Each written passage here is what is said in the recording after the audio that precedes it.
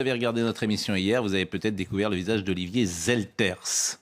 Bonjour. Bonjour. Et j'étais tellement fasciné par ce que vous disiez que je vous ai demandé de venir ce matin. Bon, vous êtes, comment on dit, Yokai ? Yokai, tout à fait. Ouais. C'est la start-up que vous avez montée. Absolument. Vous l'avez compris, on va parler quelques secondes d'intelligence artificielle. C'est une start-up spécialisée dans génération de photos d'humains. La mission de Yokai est d'automatiser la production de contenu visuel de marques pour des réseaux sociaux. Il y a 4 employés, simplement. Vous avez 3 ans et demi. Et vous-même, vous étiez passé par l'ESSEC. Vous êtes chef d'entreprise, vous êtes entrepreneur. Bon, vous nous avez apporté des photos. Mais avant ça, pour qu'on comprenne bien l'enjeu, quand même, de ce qui va se passer ces prochaines années, je vous demandais un cas d'école. Vous allez me dire si dans 3 ans, c'est possible. J'invite régulièrement le président Macron. Bon, il ne veut pas venir. On va le faire venir de force. Pas grave. Est-ce que dans 3 ans, je peux avoir en face de moi, pour le téléspectateur, Emmanuel Macron, avec sa voix, moi l'interrogeant, un faux Emmanuel Macron, on a compris, et que le téléspectateur puisse se dire Emmanuel Macron est sur CNews. Est-ce que ça, c'est possible ? Très probablement que oui. Je dirais que potentiellement, ça serait déjà possible aujourd'hui, moyennant un petit peu de travail. Après, ah bon ? Oui. Je vous dis, moi, mais alors, il faut que vous nous fassiez ça lundi, c'est pas possible. Non, mais ne participez Par exemple, pas à ça. Est-ce que... non, mais vous vous rendez compte, la fake news ? Je dis, Monsieur le Président, est-ce que vous souhaitez retirer votre réforme des retraites ? Oui, je crois que j'ai vraiment fait une connerie, ça va pas du tout. J'ai bien compris, j'ai écouté les Français. Tout ça, c'est possible ? Oui, il y aurait différentes manières de le rendre possible dès aujourd'hui, moyennant un peu de travail. Oui, non, mais c'est sidérant. Oui. C'est sidérant, absolument. C'est-à-dire que ces toutes dernières années, les percées scientifiques dans ce domaine ont été vraiment vertigineuses. Il y a un nombre d'équipes de recherche qui travaillent dans ces domaines dans le monde, mais vraiment faramineux, ce serait difficile de tous les quantifier. Petite anecdote amusante, il y a un compte Twitter qui, depuis quelques années, référence tous les papiers de recherche qui sortent dans ce domaine. Et il y a quelques mois, il a publié qu'il était au bord du burn-out parce qu'il n'arrivait plus à suivre. Bon, ce matin, dans Le Parisien, vous avez peut-être lu le papier, un chercheur au laboratoire des sciences du numérique à Nantes, je crois, qui s'appelle Colin de la Higuera. Il dit, le problème, ce n'est pas tant la menace, c'est qu'on n'a pas le temps de s'y adapter. L'intelligence artificielle avance plus vite que les garde-fous qui sont censés l'accompagner. On peut vite se laisser déborder par la tentation de remplacer les humains, pas seulement pour les petits jobs, les travaux pénibles, mais aussi pour les métiers épanouissants. Quelque part, on s'est tiré une balle dans le pied. Enfin, moi, je vous assure, je trouve, j'en parle tous les jours désormais, mais c'est terrifiant ce qui peut arriver. Il existe 2 risques connus, la manipulation des opinions publiques avec la diffusion de fausses informations sur les réseaux sociaux. L'autre risque est la suppression massive d'emplois, c'est quand même pas rien, mais on n'en sait rien, dit-il. Alors, vous nous avez apporté, par exemple, des images qu'on va voir, et on en a déjà vu hier, un lot d'images que vous avez faites vous-même, nous sommes d'accord. Enfin, que notre algorithme a généré, oui. Bien sûr. Alors, bon, ça, par exemple, celle-là... Ça, c'est une image 100% générée. Donc, cette image... Cette femme n'existe pas. Cette femme n'existe pas du tout, ni la robe. Il n'y a pas un seul pixel de cette image qui est réelle. C'est dommage qu'elle n'existe pas en même temps. Bon, alors ça, là, pour le coup, on a une personne qui existe vraiment. Ça, ce sont des vraies photos prises avec un appareil photo d'une vraie mannequin. Voilà, là également. Qui nous a prêté son apparence. On l'a licensé très officiellement et légalement. Vous avez quoi par dire quoi, licensé, c'est vrai qu'il n'y a malheureusement pas vraiment de terme équivalent en français. Et là, alors, attendez, là, qu'on comprenne ce que vous avez fait. Oui. Donc, on la voyait, elle était mannequin. Et là, quel est l'intérêt de cette photo, par exemple ? Alors, là, donc, cette photo-là est 100% générée. Et donc, l'idée, c'est de permettre... Donc, il n'y a plus de photographe. Là, il n'y a, pas de photographe. Pas de photographe. Donc là, cette scène n'a jamais existé. Ouais, cette scène n'a jamais existé. Ouais, donc le photographe, on le vire, par exemple. Il n'y a plus besoin d'avoir un photographe. Non, mais non seulement le photographe, on le vire, mais vous, on vous cale où vous voulez. Voilà, celui qui, par exemple, est directeur de magazine photo, il n'a plus besoin de photographe. Alors, on pourrait résumer les choses comme ça.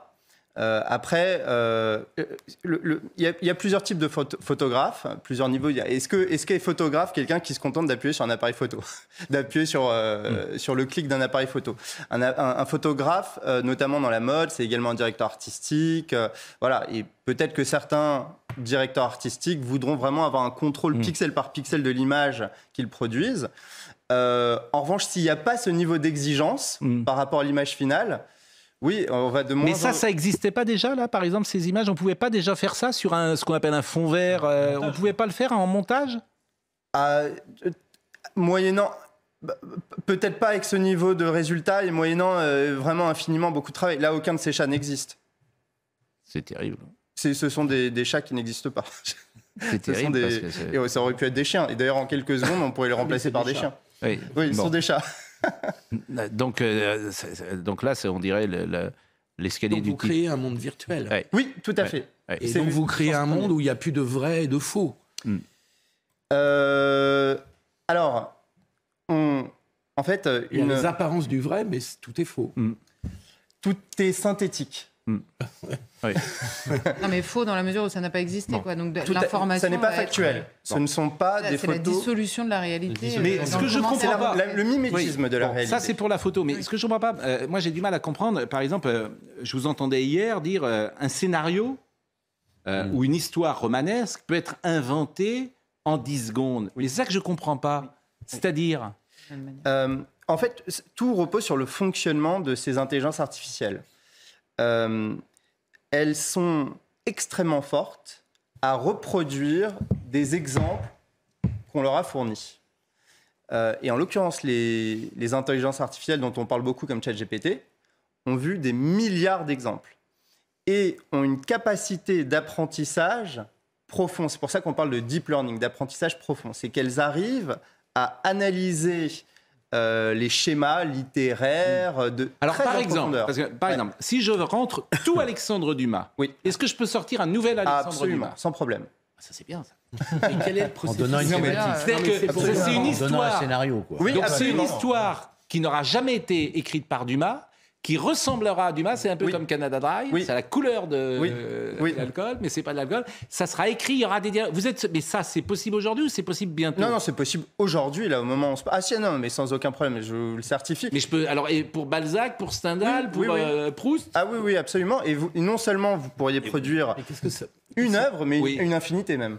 Qu'est-ce que ça veut dire sortir un Dumas? Qu'est-ce que ça veut dire concrètement? Ça veut dire suite qu'il de va Monte écrire Cristo. comme Dumas? Oui. Il va raconter une histoire comme Dumas? Est-ce Oui. que ça a le même génie? Parce que pour moi, c'est ça les limites. Ça pose la question du génie. Qu'est-ce que le génie? Et pour moi, dans la notion de génie, il y a la notion d'originalité, d'innovation. Là, on a une formidable machine à imiter. Mais est-ce que l'imitation, c'est du génie? L'éditeur, par exemple, franchement, tous les écrivains ne sont pas des génies. Hein. Non, ça me permettez. Donc l'éditeur, par exemple, qui édite un best-seller. L'exemple d'un non-génie, là. J'allais citer 2 ou 3. Bon. Un non-génie. Bon, mais il n'a plus besoin d'écrivain. Alors, il n'a plus besoin d'écrivain, l'éditeur. Il dit, voilà, moi, je veux un livre comme Guillaume Musso ou comme Maxime... C'est Maxime Lévy? Marc Lévy. Marc Lévy, Guillaume Musso, ceux qui vendent le plus de... Faites-moi du Lévy. Il n'y a même plus besoin d'éditeurs. Il n'y a plus besoin d'éditeurs. Mais c'est terrible. À partir du moment où vous avez besoin d'un livre dans le style 2, ça, l'IA, elle sait faire aujourd'hui. À partir du moment où dans votre phrase, il y a dans le style 2, il n'y a pas trop de problème. Après, c'est pas... Je ne suis pas un spécialiste de Marc Lévy, mais je ne sais pas à quel point tous les Marc Lévy ont été des immenses succès. Et ça, c'est vrai qu'avec une IA, aujourd'hui, et il y a des travaux de recherche dans ce sens, est-ce qu'on pourra garantir que le livre produit par l'IA sera un succès? Ça, c'est une autre histoire. En revanche, est-ce qu'on aura l'impression de lire du Marc Lévy? Oui, ça... c'est la vieille technique. On voulait vous avoir ce matin. Moi, je trouve ça absolument sidérant, ce qui se passe. Pour tout vous dire, je ne vous crois pas. Je me dis, c'est pas possible. Pas envie de vous croire. C'est pas possible encore. Je trouve que ça me paraît, l'histoire de Dumas, ça me paraît, je voudrais vraiment vérifier et lire. Ça, j'ai du mal. Mais je trouve extraordinaire. Vos photos sont extraordinaires. On a d'autres photos à proposer? En fait, c'est la vieille technique du pastiche. Celle d'hier, par exemple, celle d'hier. Du faussaire qui est venu. Non, mais là, c'est sûr que du faussaire. C'est pas juste du plagiat, c'est de la création. Oui, c'est là qu'on peut être plus sceptique. C'est l'intention de création. Tu avais des peintres qui créaient des Rembrandt à la manière de Rembrandt sur un autre sujet. Regardez, par exemple, ça, c'est des images du pape qui, aujourd'hui, on en a peu parlé parce qu'il n'y a pas de nouvelles par rapport à ce qu'on disait hier, mais c'est vrai qu'avec sa doudoune... Vous avez vu comme ça a fait réagir? Oui. Vous avez vu comme ça a fait réagir tout le monde en disant c'est quoi cette doudoune machin. Bon, là c'est un sujet, on s'en fout un peu. Mais je veux dire, vous manipulez notre matière journalistique, on va dire, mais comme vous... Bah voilà. Bien sûr. Le mariage du pape, tiens. Ah oui, le mariage du pape. Sacrilège. J'étais pas prête. On perd Charlotte. Merci vraiment, monsieur Olivier. Alors, vous travaillez pour les particuliers aussi?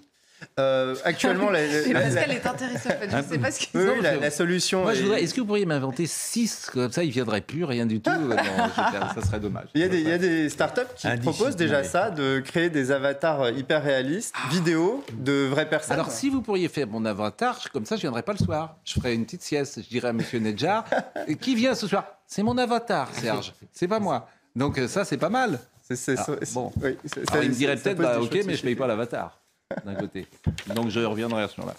Bon, merci, c'est formidable que vous soyez avec nous ce matin sur ce sujet. L'autre sujet du jour, c'est la Haute Autorité de Santé qui a recommandé hier de lever l'obligation de vaccination contre le Covid pour les soignants. La ministre de la Santé, François Braun, a déclaré qu'il suivra cet avis. Bon, je connais votre position, Charlotte, depuis le départ sur les non-vaccinés. On le disait hier avec Philippe Guibert, et tout le monde n'était pas au courant. Ils ont été à l'abandon, les non-vaccinés. Ils n'avaient même pas le droit au chômage. C'est ça qui est incroyable. On les a vraiment laissés... Ni payés, ni au chomage. Oui. Et ça, c'est inadmissible, parce que même la pire entreprise capitaliste ne fait pas ça, quoi. Enfin, je veux dire, dans notre système. Là, l'État employeur s'est comporté comme un voyou. Mais on verra si, comme dans certains pays... Non, mais vous êtes de plus en plus comme un voyou. Comme un voyou. Vous ne mettez pas les gens dans la mouise. Il s'agissait de les emmerder, remarquez, c'était assez grave. Oui, mais vous ne mettez pas les gens dans la mouise. Vous pouvez prendre des sanctions, ça y a le droit, mais vous ne les mettez pas les gens dans la mouise, ça, c'est pas possible. Bon, écoutez une infirmière qu'on a interrogée... C'est pas qu'une question de vaccination, en fait. Moi, je suis soignante. Et dès l'été 2021, le non-accès aux soins pour tous, le fait d'avoir interdit et empêché en fait des patients en fait de recevoir la visite de leur famille, etc. Toutes ces choses qu'on a fait subir, nous en tant que soignants, on a volé quelque chose aux patients, à leur famille. Tout cet autoritarisme qu'on a subi pendant toute cette période Covid. Moi, c'est contre tout ça, en fait, que je me suis vraiment dressée. Ce n'est pas une question de vaccin pour ou contre la vaccination. Je crois que ça a été un peu la goutte d'eau, cette obligation vaccinale qui est tombée sur les soignants. Cette séquence est folle, la séquence du Covid, qu'elle a déréglé notre société. Je citais l'exemple des gosses qu'on a empêchés de faire du sport, qui me paraît quasiment le plus important. L'argent facile. Oui, mais... On a privé l'école. Mais je trouve ça incroyable. Je trouve ça incroyable. Et même aujourd'hui, je pense que chacun s'en rend compte. Et des conséquences. Oui. Vous savez ce qui rend fou, parce qu'il y a la question de l'enfermement, les enfants, et vous avez parfaitement raison, ce qui rend fou l'intelligence, c'est la non-contradiction, le principe de non-contradiction qui jusqu'à maintenant quand même était la base. C'est-à-dire qu'on ne peut pas penser une chose et le contraire d'une chose en même temps. C'est absolument impossible. Or, toute cette période a été basée sur des décisions qui étaient prises par des choses qui changeaient d'un jour à l'autre. Cette histoire de vaccination de soignants, moi je suis absolument d'accord avec elle, avec tout ce qu'elle a dit, on leur a imposé d'imposer des choses à certains Français qui n'avaient aucun sens humain, en tout cas vous priver de voir votre mère qui est en train de mourir. Enfin, je ne sais pas qui a eu cette idée-là, dans quel bureau, mais c'est monstrueux. Et la question qui se pose derrière avec la vaccination, c'est, vous disiez, j'ai toujours su ce que vous aviez pensé. C'est-à-dire que malgré la haute autorité, j'ai toujours pensé que 2 et 2 faisaient 4. En fait, ça n'est que ça. C'est-à-dire que la question, c'était la transmission. Ce vaccin n'empêchait pas la transmission. Par ailleurs, ils accueillaient des patients qui potentiellement n'étaient pas vaccinés. On ne savait pas. Ils savaient. Nous, ici, autour de cette table, déjà, on nous l'avait vendu comme ça. Je veux dire, moi, je me suis jamais dit, par principe, je pense ça ou ça. Simplement, avec l'expérience que nous avions tous et qu'ils avaient eux aussi, il y avait des décisions, la raison à ça, parce qu'il y en a une, c'est le principe de précaution, c'est que les politiques se protègent, ils ont une trouille, qu'aujourd'hui tu ne peux plus gouverner parce qu'ils savent. En fait, aujourd'hui, pour gouverner, il faut avoir beaucoup de courage. Et donc le principe de précaution sur les enfants, sur les conséquences psychologiques des adultes, parce que tu sais, quand tu es au gouvernement, que tu as plus de risques à prendre si tu prends une décision courageuse de ce type, on pourra te la reprocher, alors que dans l'autre, comme il y a consensus, tout le monde fait la même chose, on te dira bah oui, mais ils ont fait la même chose en Allemagne, en Espagne. Non seulement il y a consensus, mais en plus il faut avoir beaucoup de courage. Ce sont des conséquences difficiles à mesurer. Le principe des précautions. La Cour de justice qui est saisie, les parquets sont saisis. Mais là aussi, il y a une responsabilité. Pardon. En fait, il y avait une chose à dire qu'on a dit tout de suite. Les gens fragile, vous vous protégez. Oui, mais il ne voulait pas. Non, mais Et les autres, bien sûr, vous continuez de faire. C'était aussi simple que ça. C'est ce qu'avait dit Delfrécy au départ. Mais au-delà de ça, vous voyez l'hystérie pendant laquelle nous avons vécu. Et là, il y a une responsabilité encore médiatique qui est chargée du commentaire sur ce qui est en train de se passer. Mais regardez ce qu'on est en train de découvrir sur l'origine de ce virus. Et dire à l'époque... Moi, je me souviens très bien, j'ai eu des débats, j'ai dit, moi, je ne sais pas d'où vient ce virus, mais vous, apparemment, vous le savez. Je ne sais pas comment vous le savez, mais apparemment, vous le savez. Oui, vous êtes en train de remettre en cause, vous faites peur aux gens, vous voulez tuer des gens, simplement parce que vous posiez une question. Moi, je disais aux gens en face, vous savez que ce virus est sorti de tel endroit, vous l'avez vu, vous l'avez lu quelque part. C'était impossible, ça n'existait pas. Et bien si, ça existait dans la tête de ce qu'il fallait dire, donc de tout le monde. Et ça, c'est quand même dingue. Si on pouvait avoir au moins le retour sur cette expérience-là, qui a été assez ramassée dans le temps et qui est assez récente, ce serait formidable, ça nous ferait tous progresser. Votre exemple sur l'origine du virus et sur ce débat est très très très emblématique de la teneur des débats sur le Covid. C'est-à-dire que ça rejoint ce qu'on disait tout à l'heure sur le camp de la raison. C'est-à-dire que c'était la raison de la vaccination, des autorisations de sortie, de tout ce qui a été mis en place, des QR codes, etc., face à tout de suite l'anathème de dire, eh bien j'ai face à moi un complotiste, un anti-vax, et donc on a paralysé le débat, mais un peu comme on le fait finalement sur les problématiques économiques, sur l'insécurité, sur l'immigration. Avec le politiquement et avec évidemment les médias. Ouais. Oui, une bonne partie en tout cas. J'entends mes médias. Et quand moi j'invite Madame Henrion-Coude, c'est bien ça, je me fais allumer par des confrères qui me disent vous n'avez pas le droit de lui donner la parole. Ça ne veut pas dire que vous partagez ses opinions. Mais évidemment, inviter quelqu'un. C'est le pluralisme. Mais comme cette dame, à mes yeux, elle est crédible puisque elle a travaillé pendant de nombreuses années. C'est une chercheuse de haut niveau. Elle a un regard sur l'ARN qui n'est manifestement pas consensuel. Que vous, oui. Je l'invite. C'est comme Didier Raoult. Je l'invite. Je lui donne la parole. Mais le monde journalistique dit ah non, vous n'avez pas le droit, complotiste. Bon, bah, là, on n'en sort pas. Mais si on est complotiste parce qu'on fait le débat contradictoire. Je salue souvent Nathalie Cricorian qui nous écoute et je lis très souvent ses messages. Elle me dit mon Dieu, j'entends des âneries. Ça arrive, hein. Bon, l'intelligence artificielle ne produit pas une création, la photographie est un art, rien à voir avec ces images, il faut distinguer les deux. Ça, c'est le truc le plus simple que vous entendrez toujours et tout le temps sur ces sujets-là. Bon, voilà, et c'était la question de Dumas aussi, où est le génie? Bon, bien sûr. L'homme crée et invente, la technique de l'intelligence artificielle est inventée par l'homme, c'est une machine et cela demeure un moyen, une machine sans âme. Le danger de l'intelligence artificielle, si l'on veut en voir réside dans le fait que cela va se creuser un fossé déjà existant dans toute société entre la masse et une élite éduquée, dit-elle. Et elle a dit, et elle ajoute, là, ça peut peser sur elle a dit, elle me fait une petite remarque personnelle que personne n'a jamais fait. Elle me dit, je le dis pour vous, souvent, votre émotion manque d'un esprit philosophique. Ah, votre émotion ou votre émission? On n'osait pas vous le dire, mais c'est... Voilà, mais Charlotte, alors je lui réponds que, ça doit être émission, je pense, mais je lui réponds que Charlotte Dornelas, c'est là pour ça. Ah bon, ok, vous êtes là pour apporter. Non, mais je comprends ce qu'elle veut dire sur la question de création. Évidemment que la création n'est pas la... Mais on disait création, c'est un raccourci sémantique pour expliquer que cette photo ne révèle aucune réalité. Cette scène n'a pas existé. C'est un outil de mimétisme, en fait, pas de création. En tout cas, voilà ce qu'on pouvait dire. Vous voulez dire un dernier mot avant de nous quitter, puisque après... Vous n'interviendrez plus sur le sujet Trump, c'est pas votre domaine. Trump s'ouvrira et je disparaîtrai. Bien sûr. Non, je voulais juste dire, oui, sur la réintégration des soignants. Florian Tardif viendra à votre place. Je me demandais si vous alliez lire un texto de Florian Tardif au moment où je prenais la parole. Parce que Pascal essaye de créer une animosité. Ah oui. Bon. Sur la niche je vous rappelle que les parlementaires avaient essayé de réintégrer les soignants contre l'avis du gouvernement. Il y avait suffisamment eu de parlementaires pour voter la réintégration des soignants lors de la niche des Insoumis, mais le gouvernement avait fait de l'obstruction pour empêcher que le vote ait lieu avant minuit. Le RN avait essayé de récupérer la proposition insoumise, mais pour que le Rassemblement national ne vote pas avec les Insoumis l'avaient retirée. Bon, merci, cher Gauthier.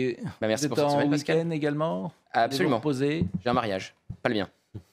Pas le mien. Oui, mais c'est bientôt le vôtre. C'est bientôt le mien. Bien sûr, Ouais. le vôtre. Vous n'avez pas encore répondu d'ailleurs, Pascal. Non, mais je réserve ma réponse. Je consulte les assemblées. Bon, on va être avec Jacques Vendroux dans une seconde. C'est vendredi Vendroux. On écoutera également Philippe Labro, comme tous les vendredis, qui reçoit Jean-Pierre Lavoignien pour un livre formidable d'ailleurs qu'il a écrit sur Romy Schneider et sur Claude Sautet. On verra également avec Brigitte Millot. Alors, je ne sais pas si on est déjà avec Jacques Vendroux. D'ailleurs, je pose la question on est déjà avec Jacques Vendroux. Jacques Vendroux. Alors, c'est le vrai Jacques Vendroux. C'est pas un avatar, c'est un vrai de vrai. Il est avec nous. Vendredi Vendroux, générique. Jingle, bien sûr.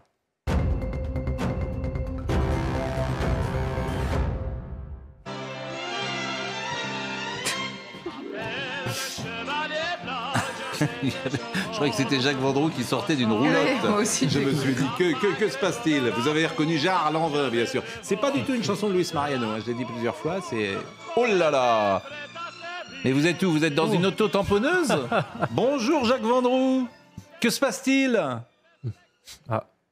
Il est immobile. Non, là, il est immobile. On a perdu Jacques Vendroux. C'est une intelligence artificielle. Jacques, que se passe-t-il? Vous êtes où, cher Jacques Vendroux? Ah, connexion en cours. Bon, bah écoutez, on peut peut-être dire un petit mot de Donald Trump et écouter Elisabeth Guedel, puisque Donald Trump a été inculpé. Oui, c'est une première. Oui. Oh, je ne pense pas qu'ils vont l'incarcérer quand même. Je n'ai pas d'informations, mais c'est une manière, effectivement, de le faire taire, quoi. On n'a pas réussi sur d'autres affaires bien plus importantes. Et bien plus graves. Et on va sortir une petite histoire, une banalité, enfin une petite histoire. On qualifiera de corne-cul pour... Oui, de corne-cul, on peut le dire.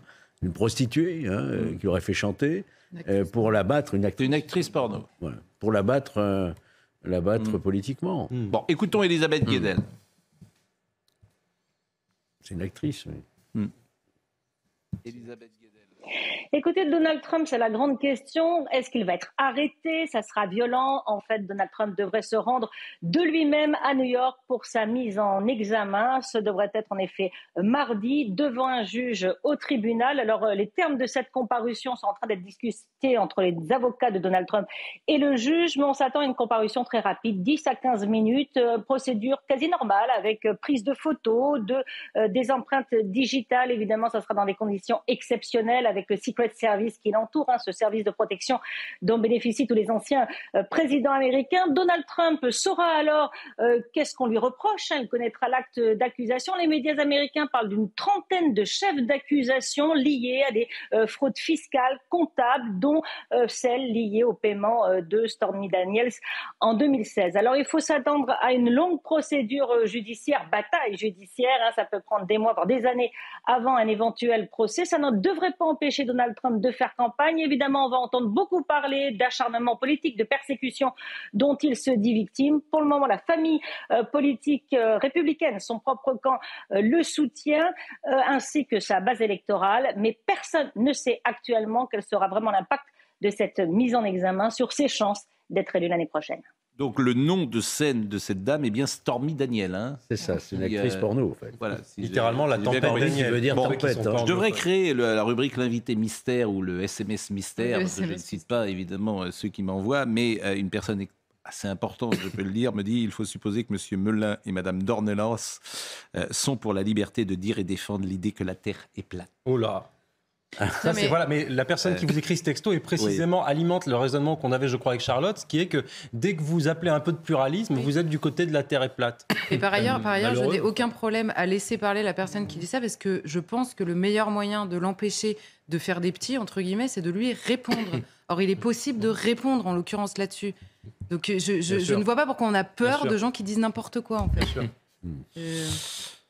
Écoutez, cette crise a montré quand même l'état du débat public en France. Mais non, et la réponse de notre invité mystère est très intéressante d'ailleurs. C'est-à-dire qu'il y a des points. Il y a des points Godwin, tu vois. Mais c'est ça, des points Godwin. La Terre plate, c'est un point Godwin. Oui, comme Hitler, c'en est un autre. Absolument. C'est-à-dire qu'on te remarque. Ah oui, mais tu vas dire que la Terre est plate? Bon, bah ok, d'accord. Sous-entendu, nous n'aimons pas la science et nous pensons. Exactement. C'est-à-dire que donner la parole à Madame Claude Henrion, c'est considérer que la Terre est plate. C'est très intéressant comme raccourci. Surtout bloquer toute discussion comme ça, c'est empêcher la science, qui n'avance que par le doute. Monsieur Vendroux, très vite, parce que là, du coup, on est en retard. Allez.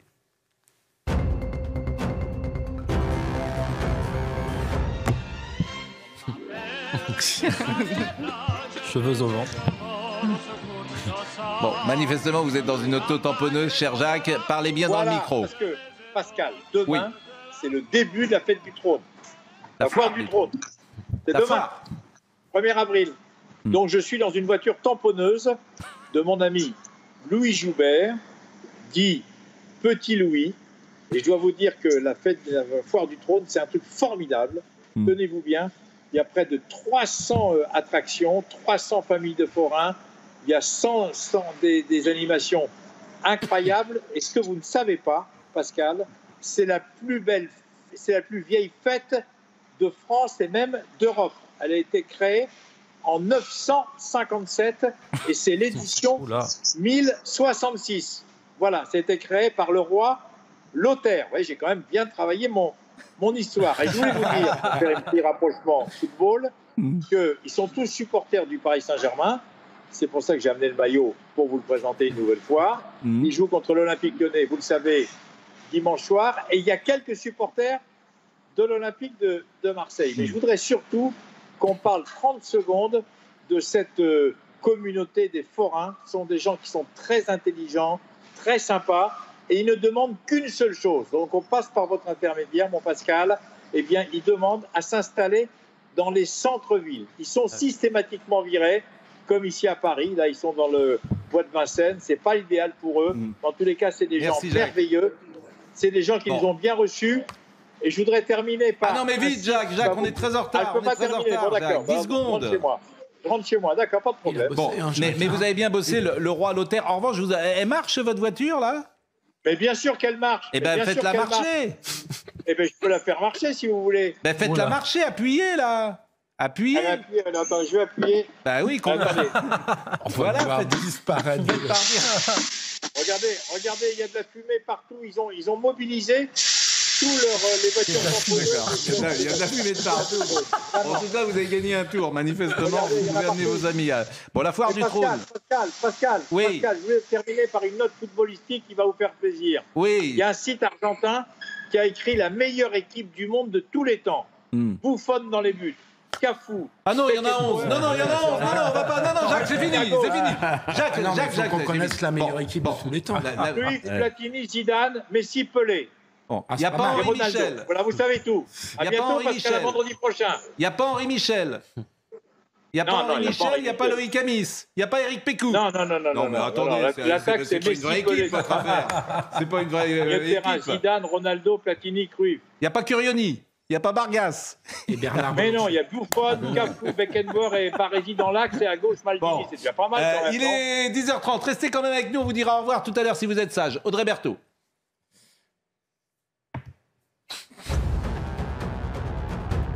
Elisabeth Borne vient d'arriver dans la Nièvre, un premier déplacement en région depuis 2 mois pour la Première ministre, et tout cela dans un contexte de crise politique et sociale autour de la réforme des retraites. Elle est accompagnée du ministre de l'Éducation, Pap Ndiaye, et de la ministre déléguée à la ruralité, Dominique Faure, pour parler éducation dans les territoires ruraux. Dernier jour pour demander la prime carburant. Moins de la moitié des personnes éligibles l'ont réclamé. Les foyers les plus modestes peuvent en effet bénéficier de cette aide de 100 € mise en place par le gouvernement pour limiter les effets de la hausse du carburant. Et puis la trêve hivernale prend fin aujourd'hui. Après 5 mois d'interdiction et sauf exception, il sera de nouveau possible d'expulser des locataires de leur logement à partir de demain. Pour rappel, une proposition de loi qui prévoit d'accélérer les procédures en cas de loyer impayé est examinée en ce moment à l'Assemblée. L'essentiel chez Labro, ne manquez pas ce rendez-vous dimanche soir. Philippe reçoit le journaliste dont j'oublie le nom à l'instant, qui a écrit un livre formidable sur Claude Sautet et Romy Schneider. Je ne connais évidemment que lui, et vous allez Jean-Pierre Lavoignat, bien sûr, Jean-Pierre Lavoignat, qui est un journaliste absolument formidable. Et le livre est formidable, et l'émission est formidable. Donc écoutez. Claude Sautet, lui, il a fait 2 films. Il rêve de cinéma depuis tout jeune. Il a fait 2 films qui n'ont pas marché du tout, dont les conditions de tournage ont été difficiles, tout ça, si bien qu'il a décidé d'arrêter la mise en scène. Il gagne sa vie en devenant ce qu'on appelle le ressembleur. Voilà, c'est Truffaut qui l'appelait le ressembleur de scénario. Ce qu'on appelle aussi dans le métier script doctor. Script doctor, voilà. Il travaillait sur les scénarios des autres et en même temps, il repeignait les appartements de ses copains. Mais il avait décidé d'arrêter la mise en scène.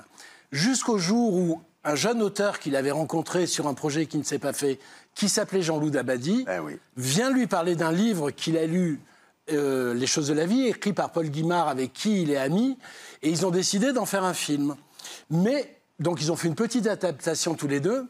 Sauf qu'ils ont trouvé un producteur, mais ils ne trouvent pas de metteur en scène. Claude Chabrol a dit non, Alain Cavalier a dit non, Volker Schlondorf a dit non. Et un jour, dépité, Dabadi appelle Sauté, il lui dit toi qui connais tout le monde, tu veux pas lire ça et tu me diras à quel metteur en scène on peut le confier. Et Sauté rentre chez lui, le lit et le fait lire à Graziella, son épouse. Elle le lit même avant lui. Qui lui dit, c'est pour toi.